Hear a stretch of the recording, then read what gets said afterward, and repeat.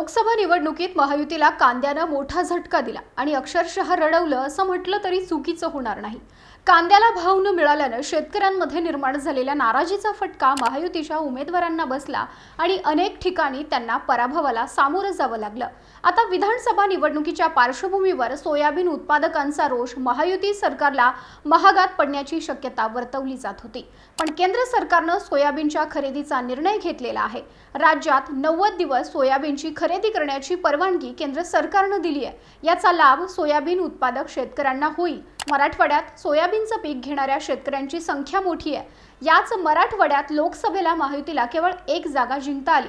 त्यामुळे कांद्याने जी गत केली ती सोयाबीनने करू नये यासाठीच भाजप प्रणीत एनडीए सरकारने सोयाबीन खरेदीचा निर्णय घेतला का? महायुती सरकारची विधानसभा निवडणुकीच्या तोंडावर ही चलाकी तर नाही ना? याचा फायदा महायुतीला येणाऱ्या विधानसभा निवडणुकीत होऊ शकतो का?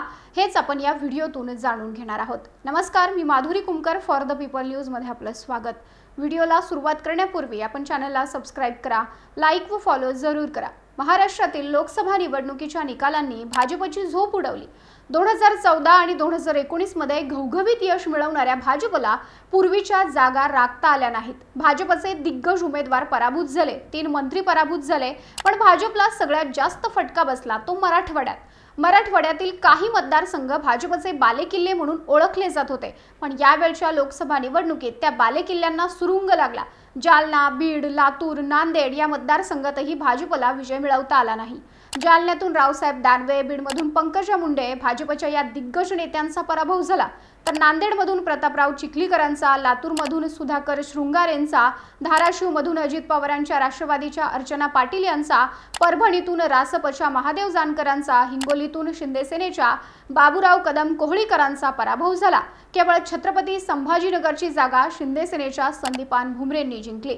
मराठवाड्यामध्ये खरं तर मराठा आरक्षणाचा फॅक्टर महत्त्वाचा ठरला। 2019च्या लोकसभा निवडणुकीत छत्रपती संभाजीनगरची जागा वगळता जालना, परभणी, हिंगोली, नांदेड, लातूर, बीड, धाराशिव या 7ही जागा भाजप शिवसेना महायुतीने जिंकल्या होत्या, पण यावेळी एकच जागा महायुतीला जिंकता आली। त्यामुळे मराठवाड्यातील निकाल भाजप बरोबरच महायुतीसाठी सुद्धा धक्का देणारा ठरला।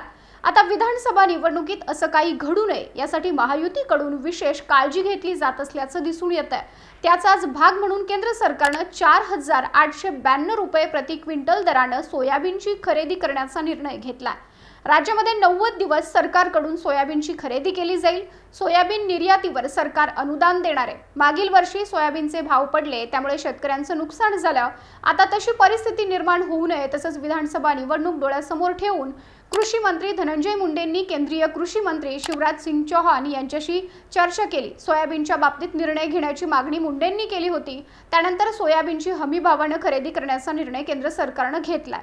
सोया मिल्क असेल, सोया केक, खाद्यतेलाच्या आयातीवर शुल्क लावावं, निर्यातीवर प्रति क्विंटल 50 रुपये अनुदान द्यावं अशी ही मागणी होती, ती देखील पूर्ण झालेली आहे। मराठवाडा, पूर्व विदर्भ आणि पश्चिम महाराष्ट्रातील काही जिल्ह्यांमध्ये सोयाबीनचं मोठ्या प्रमाणावर उत्पादन घेतलं जातं।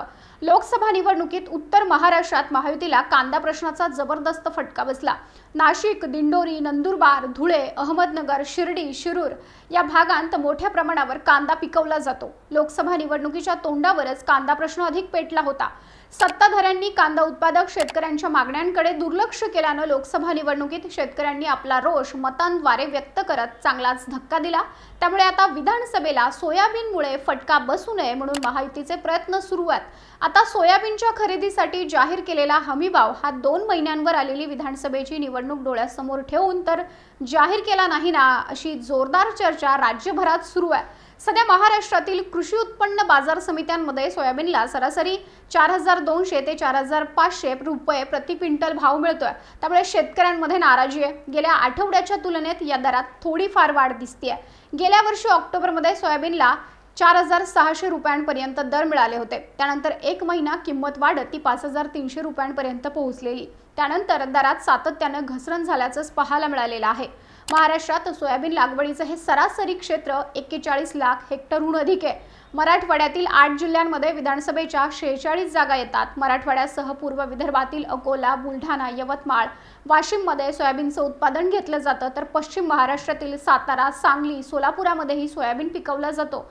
तर पश्चिम विदर्भातील 4 जिल्हे, पश्चिम महाराष्ट्रातील 3 जिल्ह्यांमध्ये सोयाबीनची लागवड होते. या 7 जिल्ह्यांमध्ये मिळून विधानसभेच्या 49 जागा येतात. त्यामुळे सोयाबीनचा प्रश्न जवळपास 95 मतदारसंघांवर प्रभाव टाकतोय. यावर्षी खरीप हंगामात 51 लाख हेक्टरहून अधिक क्षेत्रात सोयाबीनची लागवड करण्यात आली आहे. गेल्या हंगामाच्या तुलनेत सोयाबीनचं क्षेत्र वाढलेलं आहे. त्यामुळे आता केवळ 90 दिवसांसाठीच 4,892 रुपये प्रति क्विंटल दरानं सोयाबीनची खरेदी करून केंद्र सरकारने महाराष्ट्रातील शेतकऱ्यांना फार मोठा दिलासा दिला असं म्हणता येणार नाही. तुम्हाला काय वाटतं, या निर्णयाचा विधानसभा निवडणुकीत फायदा होऊ शकेल का? याविषयीचं तुमचं मत कमेंट करा. व्हिडिओ आवडल्यास लाईक करा आणि अशाच नवनवीन व्हिडिओचे अपडेट्स मिळवण्यासाठी फॉर द पीपलला यूट्यूब व फेसबुकवर सबस्क्राइब करा, लाईक व फॉलो जरूर करा. भारत दुनिया का सबसे बड़ा लोकतंत्र और एनएलसी भारत देश का सबसे बड़ा गैर राजनीतिक मंच. शक्तिशाली लोकतंत्र के लिए राहुल कराट का सार्थक कदम. मुंबई में हुआ ऐतिहासिक प्रथम राष्ट्रीय विधायक सम्मेलन.